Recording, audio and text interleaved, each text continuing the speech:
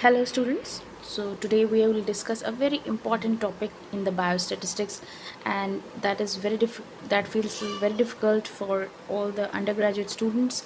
So I have tried to make it as simple as possible. So this is standard deviation. So what is standard deviation? So just let's take one example. Let's say we have a set of data which says the amount of rupees in the wallet of 5 individuals. So number one individual has rupees 21, number two has 50, and so on. So if you want to take an average of this, and that is also known as the mean, how you will take the average? We all take this, we take a sum of this, and we will divide by the number of units. So there are 5 units. This comes out about 61.6 rupees. But when we calculate standard deviation, it is rupees 21. So no one is asking you to calculate standard deviation. There are standard formulas for that, but you just first need to understand what is standard deviation. So standard deviation, in simple words, it is the measure of spread of any data around this mean. So in graphical terms, if you plot, so we have two plots and there are different values. Let's say we have taken the value for blood pressure in a population, and we have drawn this on this graph. So on the uh, and this graph, if you compare, so let's say this is for population X and this is for population Y. So what you the main difference that you can see in these two is that this is more tall and narrow, whereas this graph is more spread out and it is broad. So that means the values of this graph are more spread out outside of the mean.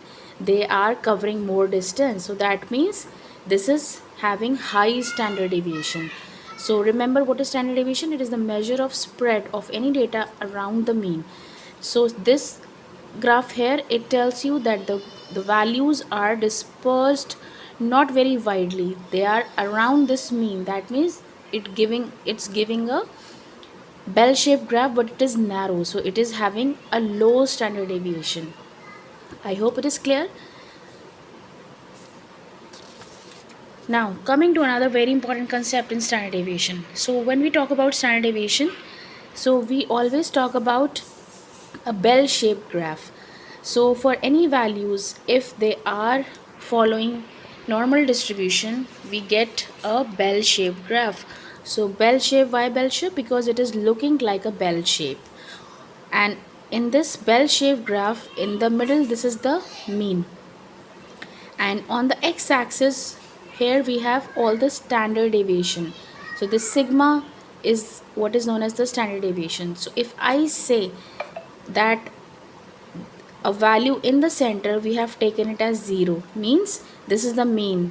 So that means the values which are at the mean, they are not dispersed, they are at the mean. But any value which is deviating from the mean, it is going to be plotted here in this part of the area, either this part or this part. So any value, if it is going up the mean, that means it is +1, +2 or +3 standard deviation. If it is going on the negative side, this is known as -1 standard deviation, -2 and -3 standard deviation. So in simple words, if I say for any value, usually, so for any bell shaped graph, the rule is, if I say 1 standard deviation, means +1 and -1 both. So this part is again shown by this arrow here.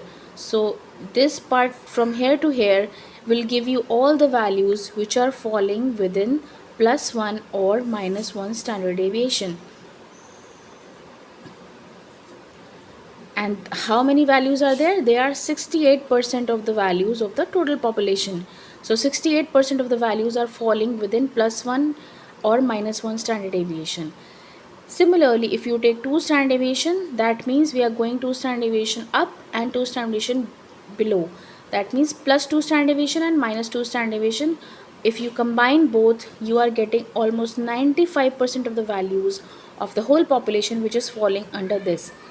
Now when you say 3 standard deviation, that means almost all, that means about 99% of the values are falling within this 3 standard deviation. And again, when I say 3 standard deviation, it means it is plus 3 standard deviation and minus 3 standard deviation. A very important graph and a very important concept.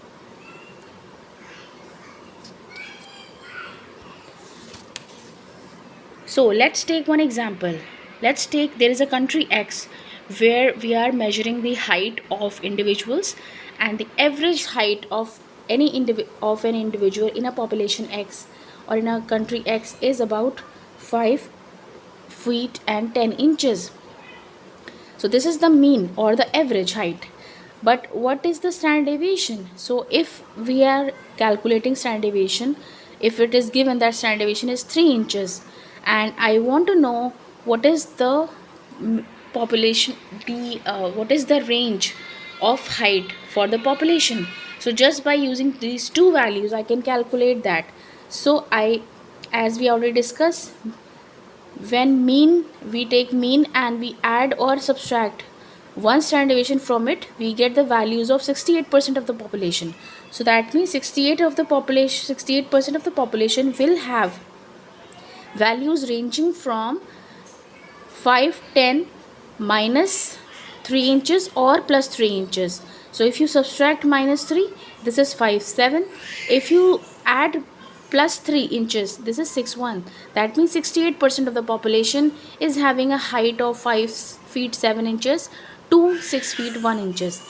Similarly, if you take this mean and do plus minus 2 standard deviation. So here standard deviation is 3. So we take 2 into 3, that is 6. So if you subtract 6 from 5, 10, this is 5, 4.